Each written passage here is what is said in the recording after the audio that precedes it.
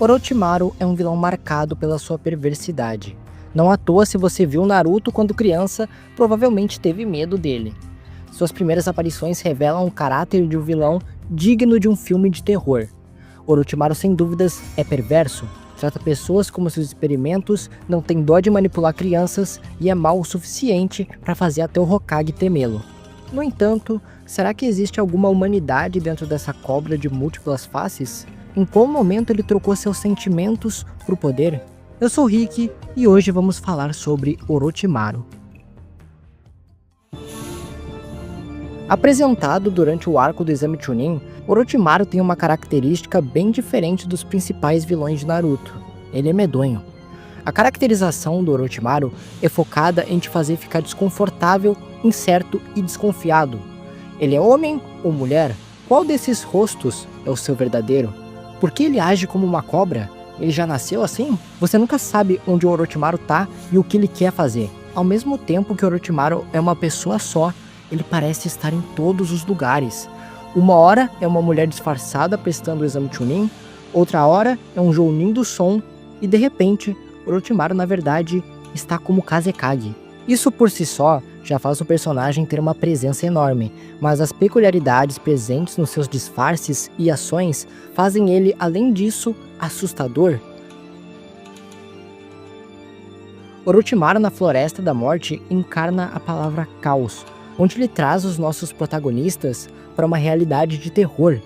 Ele não está na floresta para matá-los, e eu acho que isso que torna essa primeira aparição tão marcante.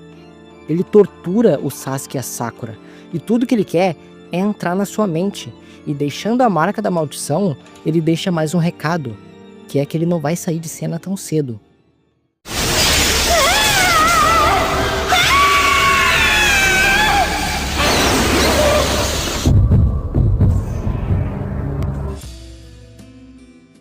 Orochimaru é um renegado, um homem que tirou várias vidas inocentes. Vemos por todo o Naruto as crianças que ele fingiu dar esperança, quando na verdade estava apenas as usando como experimentos. Ele é tudo de ruim que é possível ser.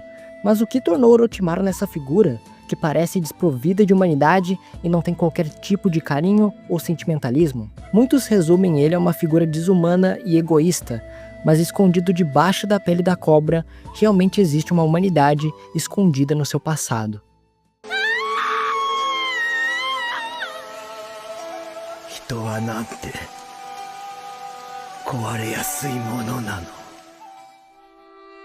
Orochimaru teve seus pais mortos pela própria Vila da Folha.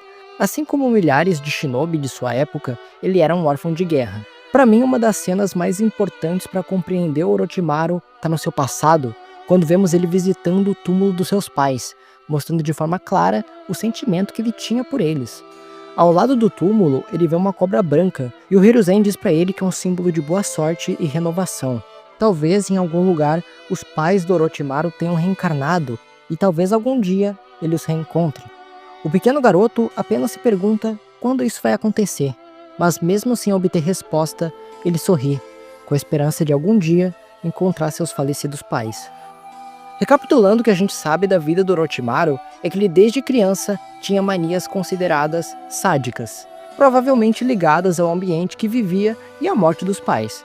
Ele também viveu numa era complicada, vivenciou 2 guerras, e isso aí seria o que marcaria para sempre o rumo do personagem. Conviver com a morte era rotina para ele. No mundo de guerra, onde o que se ganhava era apenas sobrevivência, a morte era o comum, e quando isso acontece, aquilo acaba sendo normalizado. Nós vemos sinais disso quando ele pergunta se deve matar Yahiko, Konan e Nagato. Afinal, a vida deles seria apenas como a de muitos órfãos que ele viu, coberta de miséria. Ele não diz que vai matá-los porque é sádico ou cruel, embora ele seja os dois, e sim porque ele acredita que aquilo era o melhor.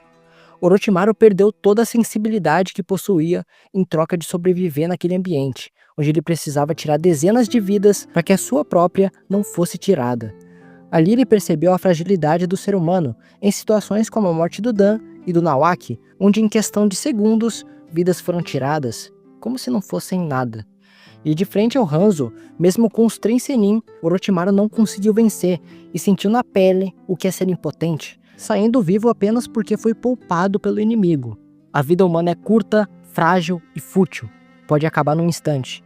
Então, nada restará. Você será apenas mais um corpo entre milhares no campo de batalha. Eu acho importante dizer que os personagens que conviveram com a guerra têm visões muito menos idealistas que as do Naruto. Você pode perceber isso por pessoas boas como Hashirama e o próprio Jiraiya. Eles queriam alcançar a paz, mas não conseguiram segui-la da forma que o Naruto acreditava. E isso é um retrato daquele tempo. Orochimaru é um fruto disso, da guerra, da dor, do mundo que tira tudo que é precioso seu e te joga no campo de batalha, mesmo quando criança. Um mundo que não se importa se você está vivo ou morto. Você é descartável, como se fosse apenas uma ferramenta. Outras coisas que colaboraram com o pensamento do Orochimaru é ver a experiência dele com os Kages que ele respeita. O Tobirama inspirou muito o Orochimaru no sentido de ser um ninja que criou milhares de jutsus. No entanto, apesar de ser um gênio, ele não conseguiu completar vários deles, pois morreu cedo. E Hiruzen, o maior exemplo de ninja que Orochimaru pôde ver de perto, se tornou um velho, que não era nada mais que uma sombra daquele que um dia foi. Jiraiya diz que foi após a morte dos seus pais que Orochimaru ficou obcecado com jutsus proibidos, mas viver o terror da guerra agravou esses sintomas. Orochimaru não é um personagem perverso apenas por ser, apenas porque ele gosta de tacar o terror, embora ele goste. Ele também é um outro lado dos traumatizados pela guerra. Enquanto alguns usam disso como combustível para mudar o sistema ou a realidade, Orochimaru apenas quer mudar a si mesmo, porque ele se recusa a ser mais um que vai desaparecer entre muitos. Fugir da fraqueza inevitável humana, alcançar um estado que possa superar o conceito de tempo de vida. Ele quer mais do que qualquer um, fugir da morte. E por mais que isso represente a sua desumanização, também revela uma parte interior do Orochimaru, que faz dele humano igual a todos. O seu medo de ser passageiro, o seu medo de sumir, o medo de ser mais um em um cemitério cheio. Essa história começa com Orochimaru obtendo esperanças de algum dia se reencontrar com seus pais, e termina com ele como um criminoso desprezível, que na tentativa de viver para sempre mudando, perde cada vez mais os seus resquícios de humanidade, ao ponto dele se tornar extremamente arrogante e se recusar a se enxergar como inferior, mesmo todo acabado frente ao Sasuke. Em certos pontos, Orochimaru acredita que já é algo perto do imortal, e crê que tudo que ele planeja vai ocorrer como ele espera. Isso leva ele a falhar, como contra o Hiruzen e o Sasuke. Uma coisa que eu acho fascinante nesse personagem é que, por mais que ele seja um vilão desprezível em todos os aspectos, mesmo o Orochimaru do clássico, que todo mundo lembra como perverso, derrama uma lágrima e cede minimamente na hora de matar o Hiruzen. E isso é muito foda. Ele precisa acertar sua própria mão para reafirmar os seus sentimentos e certezas. Hiruzen foi o único próximo de mudar o Orochimaru. Por isso, mesmo com o Orochimaru tendo perdido sua sensibilidade, o seu mestre ainda é aquele que consegue chegar perto de trazer o seu lado humano à tona. No entanto, essa ação acaba sendo um erro, e o Orochimaru acaba gravemente castigado após essa luta, fazendo um paralelo ao próprio Sarutobi, que mesmo vendo os experimentos desumanos do Orochimaru, permitiu ele fugir por não conseguir tirar a vida do querido aluno. O Orochimaru relembra esse momento quando volta para Konoha, com Sasuke, dizendo que mesmo que ele e a vila tenham mudado, aquele lugar permanecia sendo seu lar, e ele precisaria mergulhar profundamente no seu passado e nos seus sentimentos para tomar uma decisão e se reafirmar, que é o que o Orochimaru faz quando enfia a faca no pulso. Ali ele aceita que vai ter que matar o seu mestre. O grande objetivo do Orochimaru em Naruto é a compreensão, isso através de obter todos os jutsus do mundo, só que ele viu até os maiores perdendo para o tempo. Por isso, para alcançar esse objetivo, ele cobiçava a imortalidade como forma de escapar da fraqueza humana. Caminho esse que fez Orochimaru abandonar de vez a moral. E aí entramos no aspecto de influência, de como Orochimaru manipulava crianças e as descartava, como ele fazia uma lavagem cerebral tão poderosa que fazia dos seus alunos completamente fiéis e cegos por ele. Muitos morrem por Orochimaru, crendo plenamente nas suas ideias. Em Naruto, o nosso protagonista está nesse mundo distorcido e o papel dele é justamente mudá-lo de uma forma que traga esperança por onde ele passa. Naruto muda as pessoas, o jeito delas de pensar, inspira elas e faz elas serem uma versão melhor delas mesmas. E Orochimaru faz um caminho muito parecido. Ele dá esperança aos fracos e abandonados, usa de uma falsa gentileza para manipulá-los. Como todos nunca tiveram nada, Orochimaru se torna tudo. Naquele mundo cruel, mesmo a gentileza obviamente falsa ainda é reconfortante, e vemos ele pregar suas palavras na alma de todos aqueles que ele acolheu. E o destino de todos esses, bem, não é muito bom não. Ao mesmo tempo, Orochimaru não é muito diferente dos grandes líderes de Naruto, que apenas usam os ninjas como ferramentas e os descartam. A diferença é que ele vai atrás de necessariamente aqueles fáceis de serem usados, mas a execução não difere tanto. E isso que é tão legal. Um vilão tão perverso não é tão distante do caráter da Folha, que foge do dever e bota nas costas de um moleque de 13 anos a porra de um genocídio. Ele tá apenas fazendo o que a Folha sempre fez, aproveitar de um sistema que banaliza a vida dos outros. Posteriormente, em Naruto Shippuden, Orochimaru retorna e é morto por Sasuke, Itachi, e daí a gente descobre que na verdade ele estava vivo. Eu tenho problemas com a conclusão do Orochimaru porque ele verdadeiramente é um personagem sobre como o mundo ninja pode criar pessoas perversas.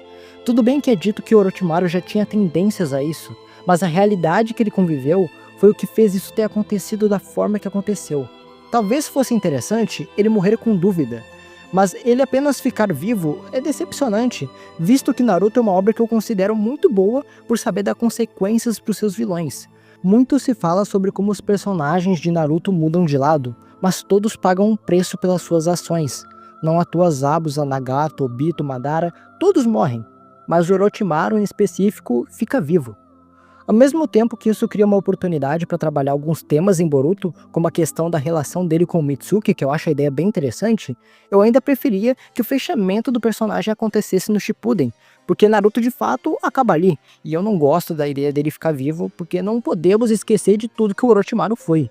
Quantas vidas inocentes ele usou, quantas crianças ele manipulou, olha o atentado que ele fez contra Konoha. Ele ficar vivo é como se não houvesse um castigo justo pro personagem. Apesar disso, não tira o mérito do personagem absurdo que é o Orochimaru, alguém que conviveu tanto com a morte que começou a achá-la fútil. No entanto, essa futilidade fazia temer que ele como existência poderia sucumbir a ela. Por isso ele quer todos os jutsus, por isso ele quer ser imortal. Orochimaru quer superar a futilidade. No entanto, ele termina como um perturbado, arrependido, que no fundo nunca conseguiu superar a humanidade. Fica triste por não se entender com Jiraiya, passa a perceber que foi superado por Sasuke e tem que mudar de pele mais uma vez para se adequar a uma nova era. O que vocês acham do Orochimaru? É um bom vilão? Desperdiçado? Me diz aí nos comentários que eu tô sempre lendo. Eu sou o Rick, se tu curtiu o vídeo deixa o like, se inscreve e é isso aí. Tenham um bom giorno.